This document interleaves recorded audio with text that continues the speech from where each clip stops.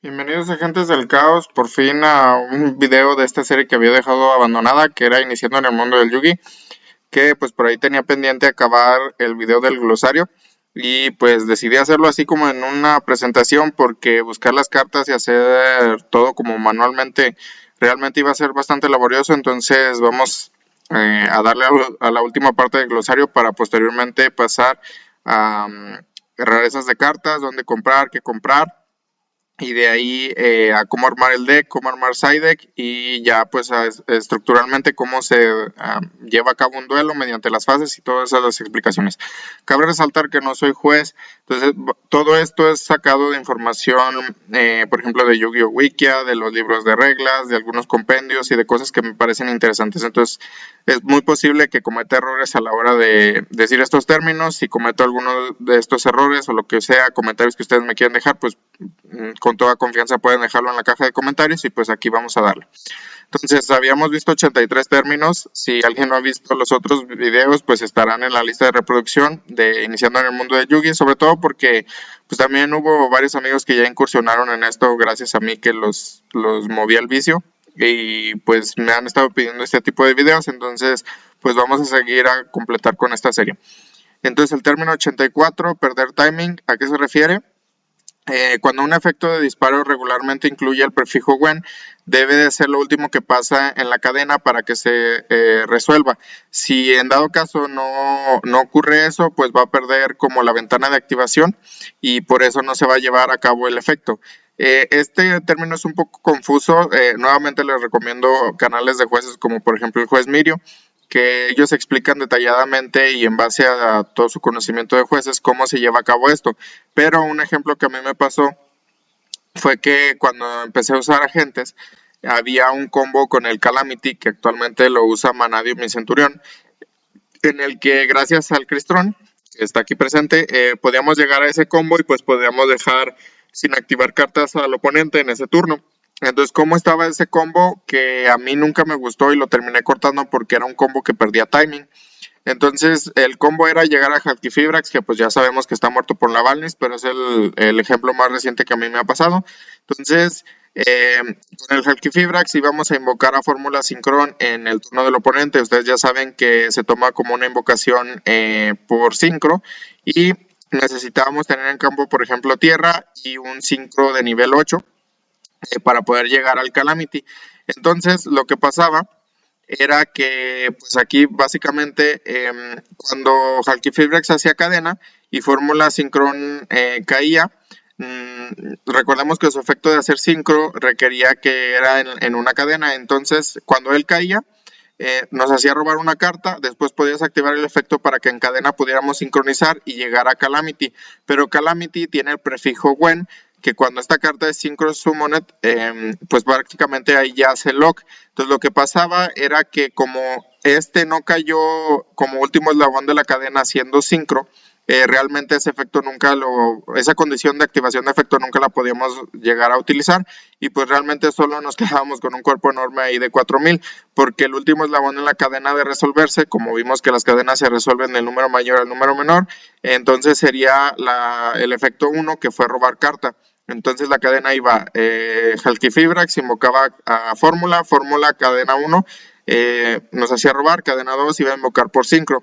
Entonces ya invocábamos por sincro, pero ahí todavía teníamos que resolver la cadena 1 de Fórmula sincro y es por eso que perdía timing el Calamity y terminábamos cortando este combo porque casi nunca podíamos llegar para él.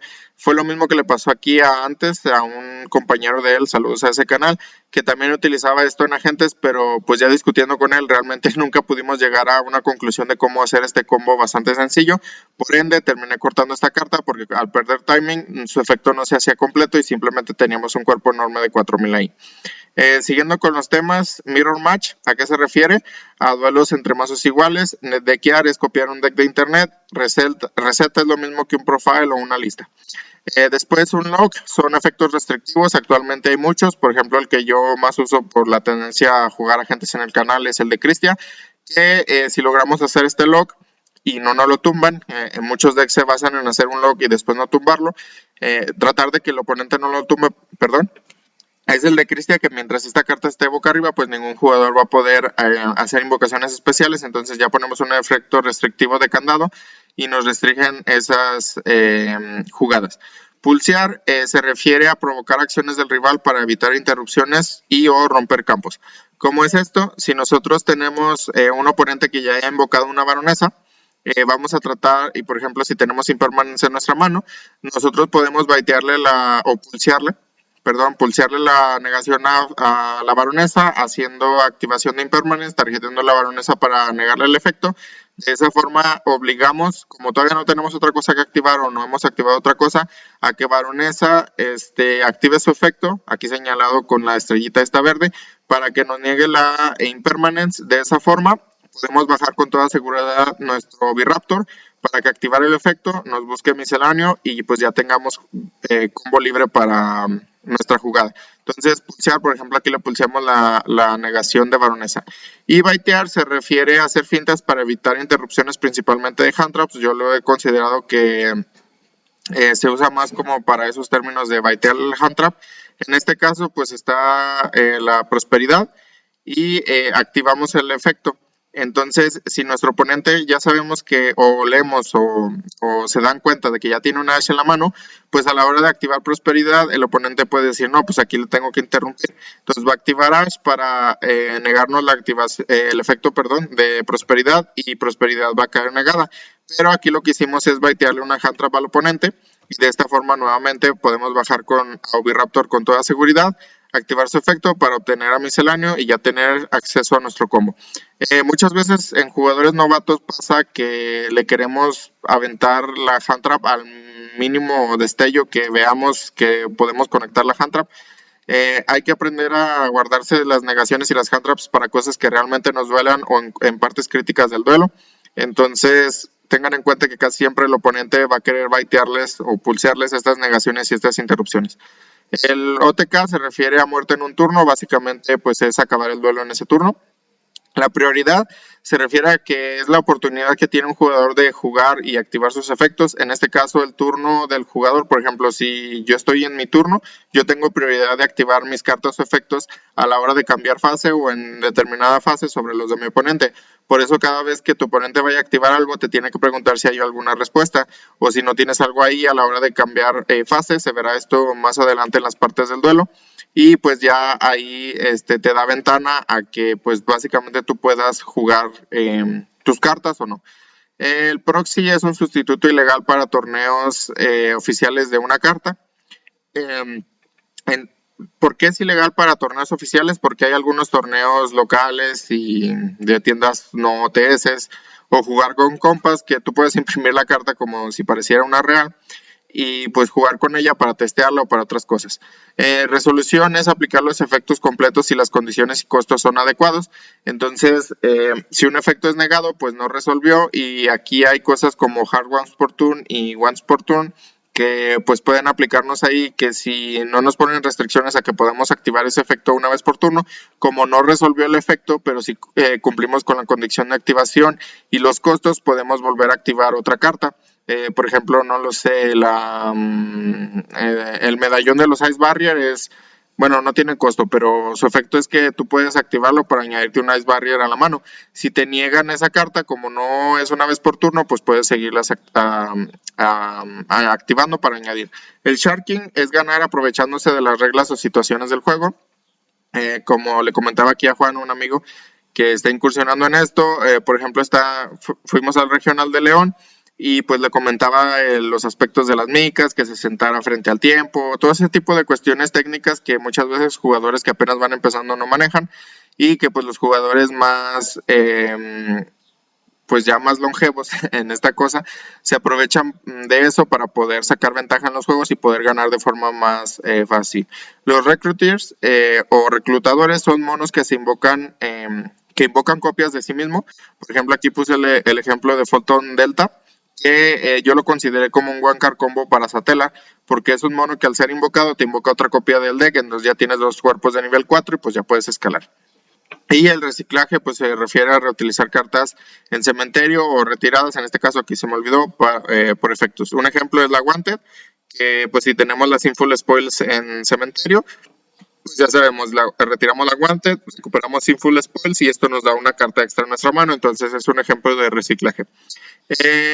Son cartas de funcionalidad reducidas, que son cartas para usos muy específicos, así como estilo al anime, que es cuando tu oponente haga algo, pues tú vas a activar esa carta y pues ya te va a dar alguna ventaja.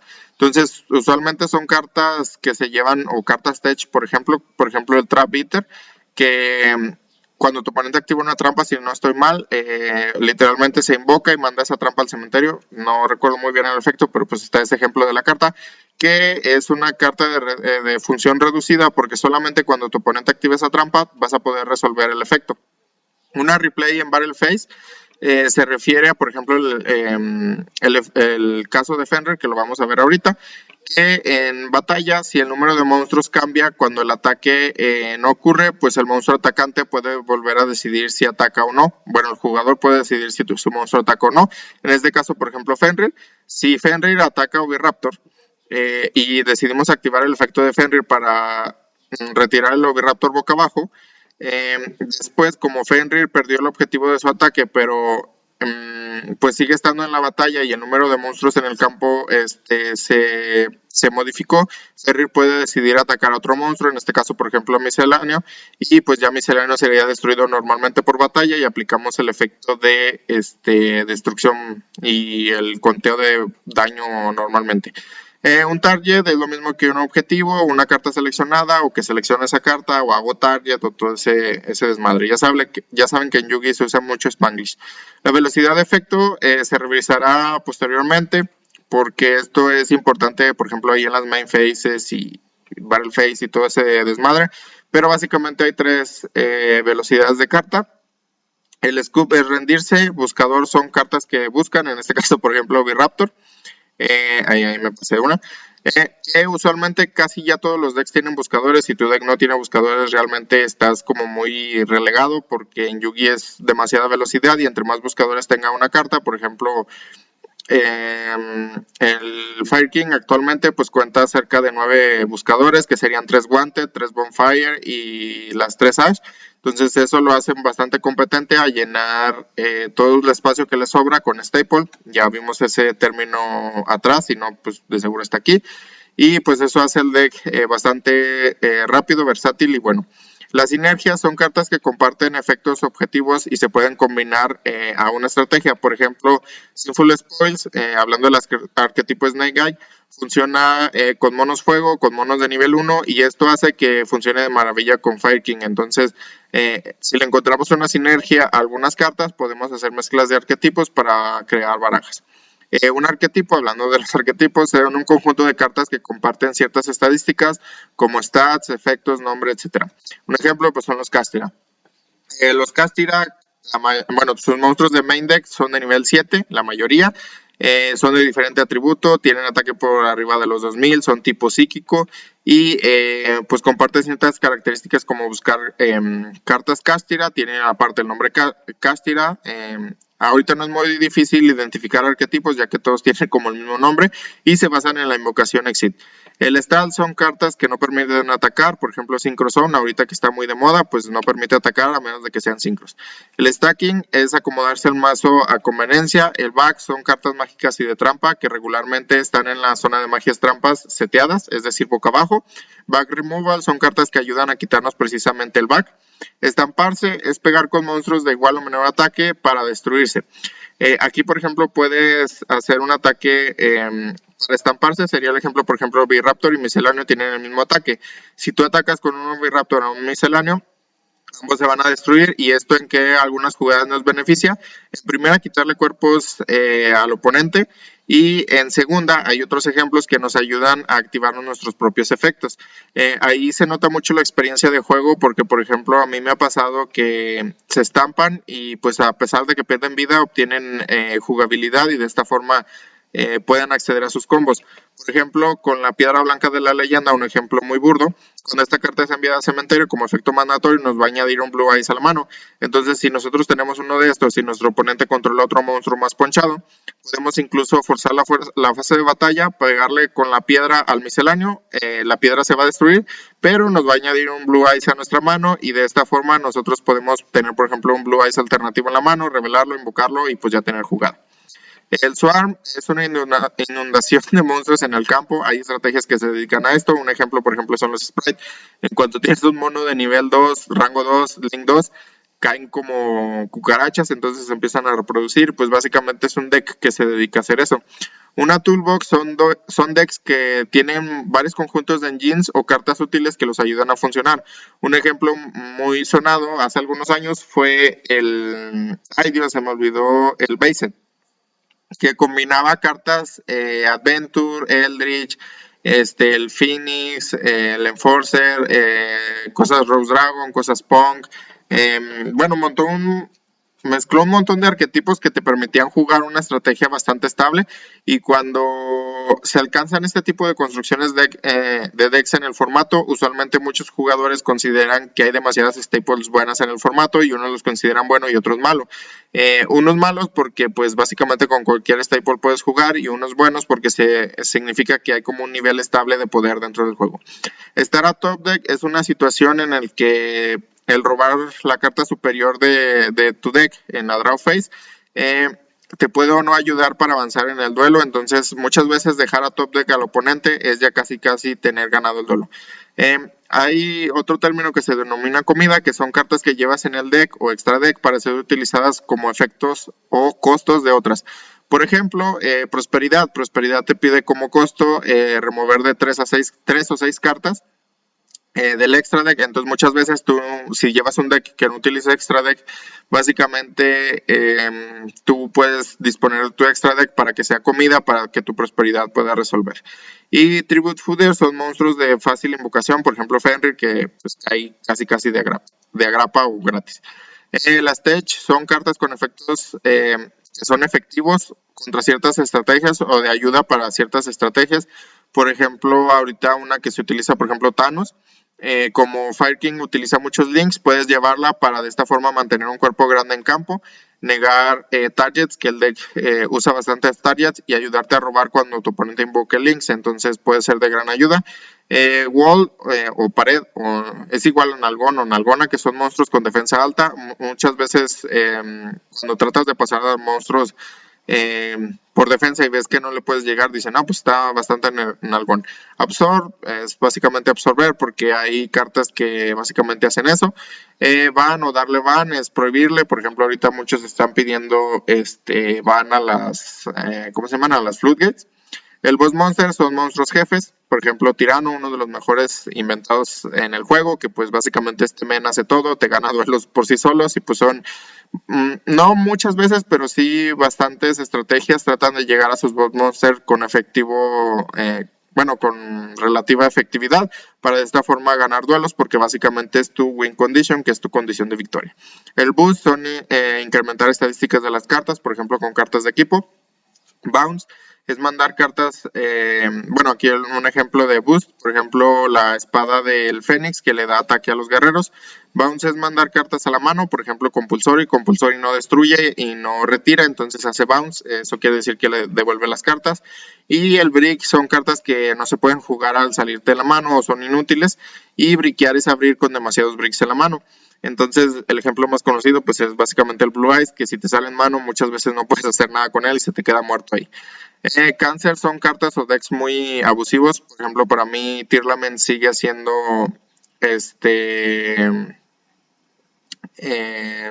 pues sí, un deck bastante cáncer, porque no te dejaba jugar. Counter Attack es si un monstruo destruye a su atacante cuando no es destruido en batalla. Por ejemplo, cuando es destruido en batalla, por ejemplo, el insecto come hombres. Que por ejemplo, si yo tengo un Fenrir, le pego al Man-Eater Bug, el Man-Eater Bug se va a ir al cementerio, por efecto de flipeo se va a voltear, va a destruir mi monstruo, y pues ya eso fue un counter attack. Una disrupción es un uso de un efecto para frustrar la estrategia del rival. Por ejemplo, con SP, Cuando tu oponente activa una carta, pues puedes responderle para retirarle otra de sus cartas y de esta forma causarle una disrupción. Nomi son monstruos que no caen de modo normal o especial solo por su efecto. Por ejemplo, los Time Lords son bastante específicos. Ventaja de cartas, pues es tener, muchas veces esto se define como guerra de recursos, y es tener control o mayor control de tus cartas en mano y en campo, y de esta forma pues poder acceder a la victoria en un duelo de forma más fácil.